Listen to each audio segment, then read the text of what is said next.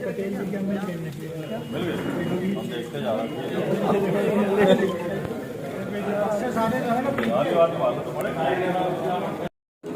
Scheme का जो आह्वान हमारे महामंत्री आदरणीय शिव गोपाल मिश्रा जी की कन्वीनरशिप में हुआ था और उसके तत्वाधान में 21 और 22 नवंबर को पूरे हिंदुस्तान में न केवल रेल कर्मचारियों, न केवल केंद्रीय कर्मचारियों, बल्कि शिक्षक वर्ग, दूसरे और निकायों के भी सरकारी कर्मचारियों ने बड़ी संख्या में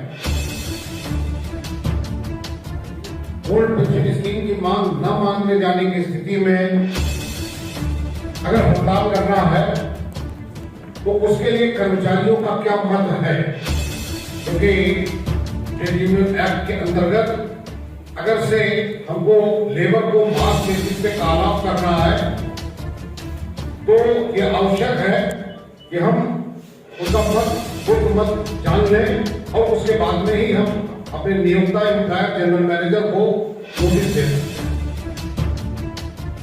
तो ये कार्यक्रम आपके महबूब नेता मंडल अध्यक्ष साथी विभूति मिश्रा के नेतृत्व में हम लोगों ने लखनऊ मंडल पर संचालित करने का काम किया और निर्धारित कार्यक्रम के अनुसार ये सभी शाखाओं ने कोशिश की हमारी कि जहां पर भी उनके वर्कर्स कंसंट्रेटेड हैं वहां जाकर के पांडे जी कल सुबह 8 बजे से हमारे साथी लगे और रात में भी जहां जहां जो लोग वर्क प्लेस पर थे उनको सबको जाकर के और उनका बैलेट कास्ट कराने का काम किया। इस सारे मतों की जो गणना की कार्रवाई है ये हम लोग बहुत ही निष्पक्ष तरीके से संपादित करने के लिए उत्तर प्रदेश बार काउंसिल के हमारे सम्मानीय सदस्य भाई जानकी शरण पांडे जी हम सबके बीच में हैं। मैं चाहूंगा मंडल अध्यक्ष जी उनका माल्यार्पण करके और स्वागत करें।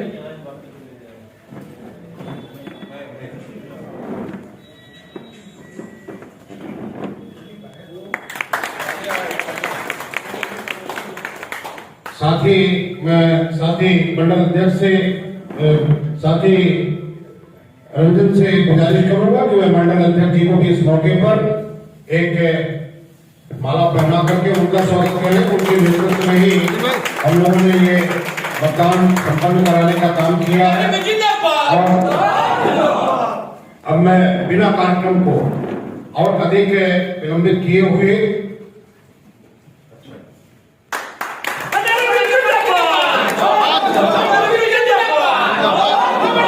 मैं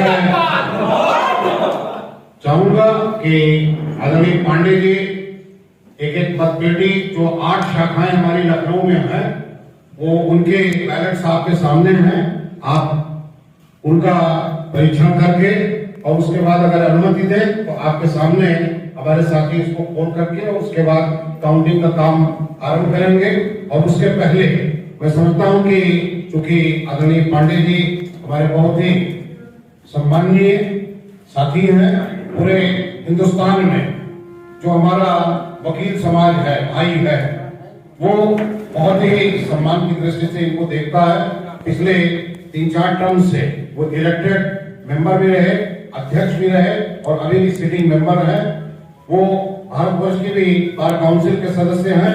मैं चाहूंगा कि इस मौके पर वो 2 शब्द पहले कहें, फिर उसके बाद जो है वो इसका परीक्षण। मंडल अध्यक्ष आदरणीय मिश्रा जी, मंडल मंत्री आदरणीय पांडे जी, सामने बैठे सभी सम्मानित बंधु, मुझे आपके संगठन द्वारा निष्पक्ष और पारदर्शी मतगणना के लिए आमंत्रित किया। मैं अपने आप को गौरवान्वित महसूस कर रहा हूँ। अभी मैंने देखा मेरे सामने कई शाखाओं की मतपेटियां आई जो ताला बंद होने के साथ साथ सील्ड भी हैं। तो बहुत अच्छा लगा कि आप लोगों के अंदरूनी इलेक्शन में भी इस तरह की पारदर्शिता और निष्पक्षता झलक रही है। और निश्चित रूप से लोकतांत्रिक व्यवस्था में जो जनमत होता है, जो जनाकांक्षाएं होती हैं, उनके अनुसार ही सरकारों को काम करना होता है, क्योंकि जो सरकार बनती है वो हम लोगों के अपने मत से बनती है। तो जो हमारी सामाजिक व्यवस्था है, लोकतांत्रिक व्यवस्था है, उसके हिसाब से जिस तरह से बढ़ के लोगों ने मतदान में हिस्सा लिया है, लोगों ने अपनी अपेक्षाएं, अपना मत, अपने विचार व्यक्त किए हैं। मुझे पूरी उम्मीद है कि पूरे देश में यही माहौल है और आने वाले दिनों में सरकार को मजबूर होना पड़ेगा कि जो हमारी मांगे हैं वो सारी मांगे। बहुत बहुत धन्यवाद। और मैं सभी लोगों को इसके लिए बधाई भी देता हूँ और ये चाहता हूँ कि अब ये मतगणना आरंभ की जाए।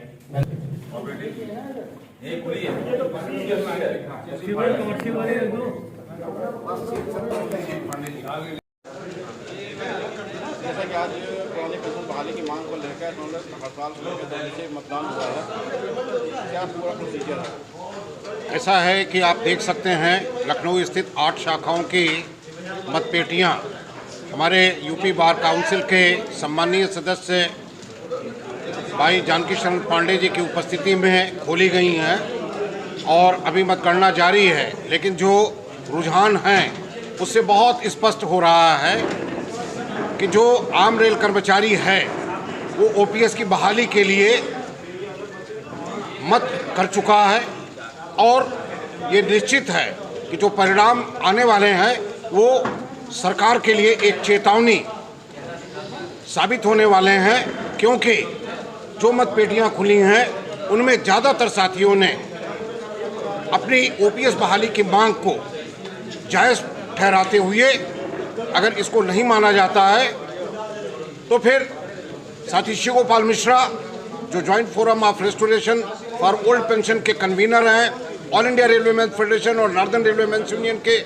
महामंत्री हैं, उनके कॉल पर उन्होंने हड़ताल के पक्ष में अपना मत देने का काम किया है। लगातार प्रदर्शन चल रहे हैं, आपको को लेकर अभी तक कुछ भी कार्रवाई नहीं हुई है, क्या रहेगा आगे? नहीं, कार्रवाई भारत सरकार ने किया है और हम समझते हैं कि भारत सरकार ने जो कार्रवाई किया है बस उसको अंतिम पड़ाव पर पहुंचाने की आवश्यकता है। माननीय वित्त मंत्री श्रीमती निर्मला सीतारमण जी ने स्वयं 3 सदस्यीय कमेटी के गठन की घोषणा संसद में किया था। वो समिति जेसीएम स्टाफ साइट के साथ में 3 राउंड बैठक कर चुकी है और मैं उम्मीद करता हूं कि अब ये एक चुनावी मुद्दा भी बन चुका है, इसलिए सरकार को अंतिम निर्णय इसमें लेने के लिए बाध्य होना पड़ेगा। लोकसभा चुनाव 2024 है, क्या लगेगा आपको? निश्चित तौर पर सरकारी कर्मचारी और देश का आम नागरिक ये मन बना चुका है कि जो भी पार्टी ओपीएस की बहाली की बात करेगा हम उसी को वोट करने वाले हैं, ये निश्चित हो चुका है।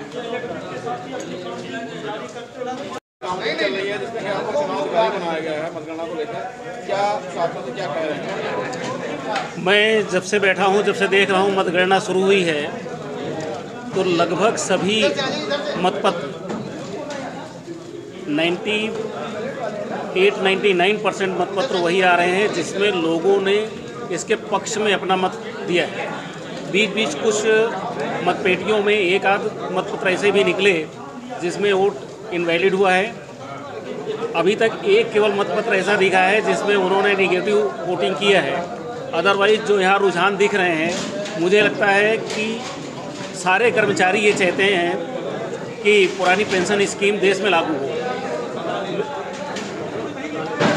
और जो कर्मचारियों का उत्साह वोटिंग में था, जो आज मतगणना के दौरान दिख रहा है, मुझे लग रहा है कि जन आकांक्षाओं के अनुरूप सरकार को निश्चित रूप से झुकना पड़ेगा और ये पुरानी पेंशन प्रणाली लागू करना पड़ेगा।